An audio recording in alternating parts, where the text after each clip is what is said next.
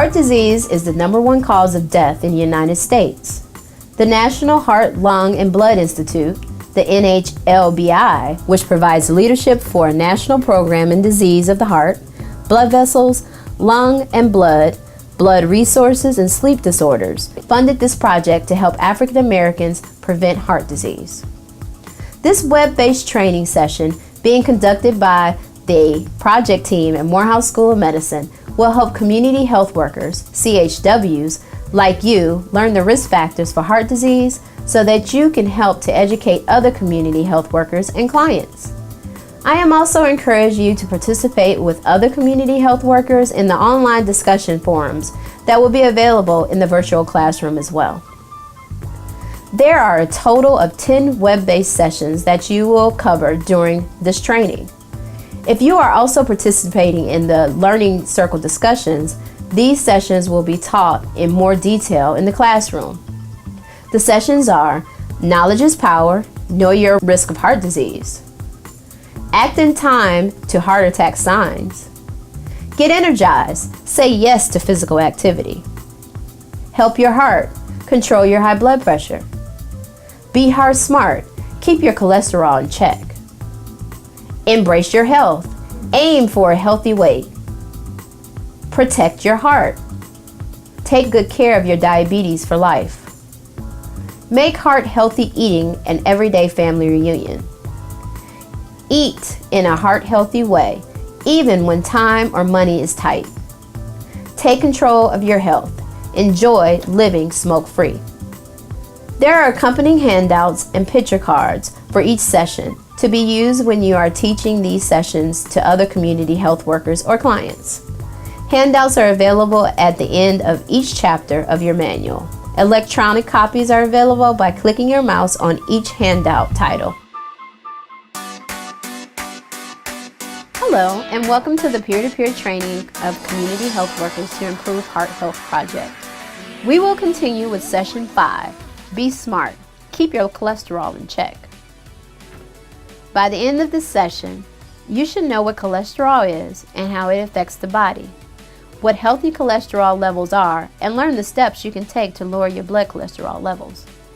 When you are teaching this session, you will be referring to 9 handouts located at the end of session 5 in your manual. Take action to control your cholesterol on page 155 and 156. Make your health a regular appointment. A role play at Miss Faye's hair salon on page 157. Fats and oils to choose on page 158. Read the food label to choose foods lower in saturated fat, trans fat, and cholesterol on page 159. Pam's breakfast choice on page 160 through 162. Guess the fat activity on page 163. Cooking with less saturated fat on page 164 through 166. Recipe substitutes on page 167. And soul food makeover, chicken gumbo recipe on page 168. Electronic copies of handouts are available by clicking your mouse on each handout title in the sidebar located on this page. Almost half of African American women and more than 1 in 3 African American men have high blood cholesterol. African American adults are less likely than white adults to have their blood cholesterol checked. Cholesterol is a soft, waxy fat-like substance found in the body. Your body uses cholesterol to produce hormones and some vitamins. Picture card 5.1 shows that cholesterol comes from your liver and the food you eat.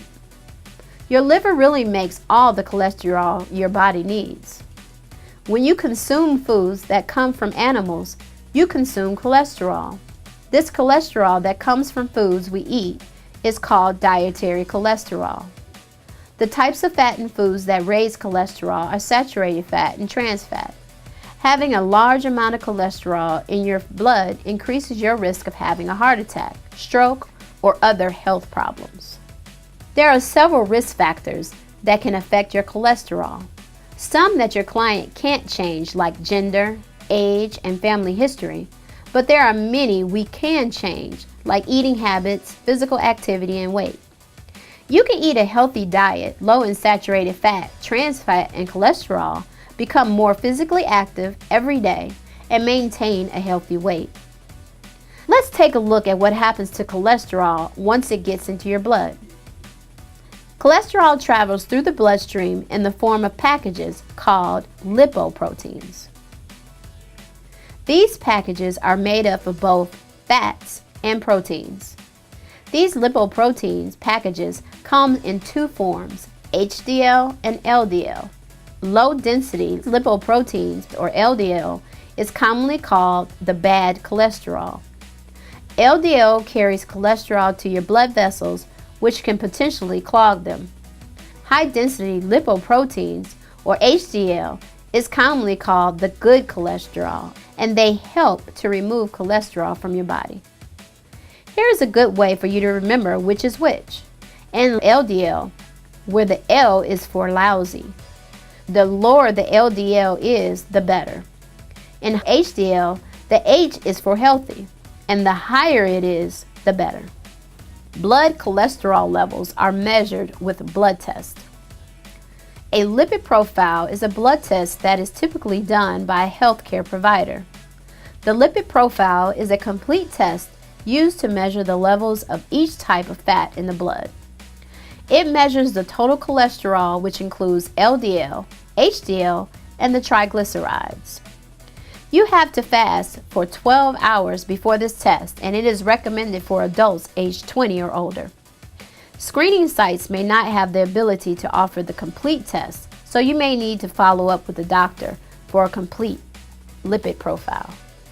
Show picture card 5.4. All cholesterol is measured in milligrams per deciliter, or mg over dl.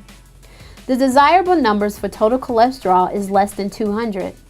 Borderline is between 200 and 239, and high is 240 or more. LDL cholesterol numbers are desirable to be less than 100. Near desirable is between 100 and 129. Borderline high is between 130 and 159, and high is 160 or more. HDL cholesterol should be kept above 40. Triglycerides is another type of fat found in the blood that your lipid profile will show when you have your test done. Triglycerides increase if you eat too many calories, drink alcohol, or smoke. High triglycerides increases your risk of heart disease. A healthy triglyceride level is below 150. Individuals with high triglycerides often have low HDL cholesterol or good cholesterol, and individuals with diabetes can also have high triglycerides and low HDL cholesterol. In order to have a healthy triglyceride level, you should maintain a healthy weight or lose weight if overweight. Be physically active on all or most days of the week. Eat a healthy diet that is low in saturated fat, trans fat, and cholesterol. Limit candy, sweets, regular soda, juice, and other drinks that are high in sugar. Also, you should avoid smoking and drinking alcohol. Remember that when it comes to your triglyceride numbers, anything less than 150 is the best. You also see here the triglyceride levels that are labeled borderline high, high, and very high. We will continue with our study of cholesterol with learning about metabolic syndrome. Metabolic syndrome is a disorder that is made up of a group of 5 factors that affect heart health. Many people have this health problem and don't even know it.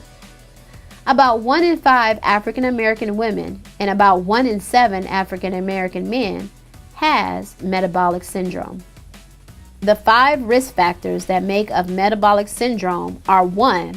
A high waist measurement, greater than 35 inches for women and greater than 40 inches for men. Number 2. A triglyceride level of 150 or more. 3.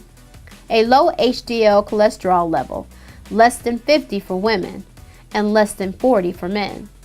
A blood pressure of 130/85 or more. And 5. A higher than normal fasting blood glucose levels of 100 or more. Take a look at picture card 5.5. This lists the 5 risk factors of the metabolic syndrome. Remember that it only takes 3 out of the 5 to show that you have metabolic syndrome, not all 5.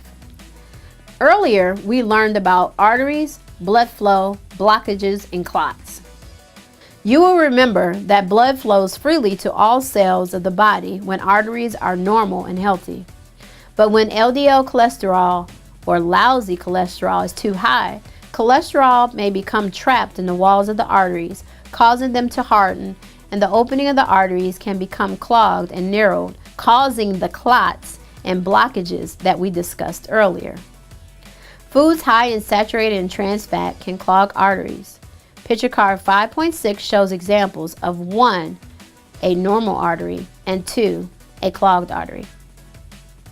Now let us discuss facts about saturated fat, trans fat, and cholesterol. There are 2 main types of fat, saturated fat and unsaturated fat. Most foods contain both. The total number of fat found in food is its saturated fat plus its unsaturated fat. Saturated fat is found in foods that come from animals like high-fat meat, cheese, milk, and butter. All these will be solid at room temperature. The other type of fat is unsaturated fat, also called trans fat, which is found in baked goods, cookies, pies, pastries, fried foods, stick margarine, and vegetable shortening. All of these are liquid at room temperature. Eating too much of either of these fats will raise your blood cholesterol level more than anything else you eat. They can increase your chances of developing heart disease. It is important to create a balance in your diet because although it is important to limit the saturated or trans fat that you eat, the body needs dietary fat to store and provide energy and help carry vitamins throughout your body. Picture card 5.7 can give you some ideas, so take some time to talk about food that are high in saturated fat and trans fat. Picture card 5.8 gives some ideas about what foods are lower in saturated and trans fat. Take some time to discuss with your client what might be some good options for foods that are lower in saturated and trans fat. Unsaturated fats are usually liquid at room temperature. Unsaturated fats come in 2 different types, polyunsaturated and monounsaturated. They are both oils and are better for your health than saturated fats. But remember, you must still monitor your fat intake and eat less of all types of fat. Foods high in cholesterol also can raise your blood cholesterol and increase your risk of heart disease. Dietary cholesterol is found only in food that comes from animals. Here is a list of foods that are the highest in cholesterol. Foods that come from plants are lower in saturated fat and do not contain cholesterol. Picture card 5.10 is a list of examples of those foods. Here are some foods that contain soluble fiber. Food that fall into this category include foods like cabbage, apples, and oatmeal, and others listed on picture card 5.11. Use the nutrition facts labels to choose the foods with a lower % daily value for saturated fat and cholesterol. Here are some popular foods and the amount of fat they contain. Take some time to compare the amount of fats in different foods. Finally, here are some low-fat solutions for some high-fat foods. There are many more activities that you will cover with your clients that will ensure that they know how to decide which foods are the best to allow them to be smart and keep their cholesterol in check. Now that you have completed this session, do you have any questions? Is there any information that is unclear to you or difficult to understand? What information covered in this session do you think community members may have difficulty understanding? Are there any issues particular to women that should be highlighted in this session? What information covered in this session do you think may be a little challenging for you to present? Why? You will have an opportunity to share your responses with other community health workers in your learning circle discussion and on the online discussion forums.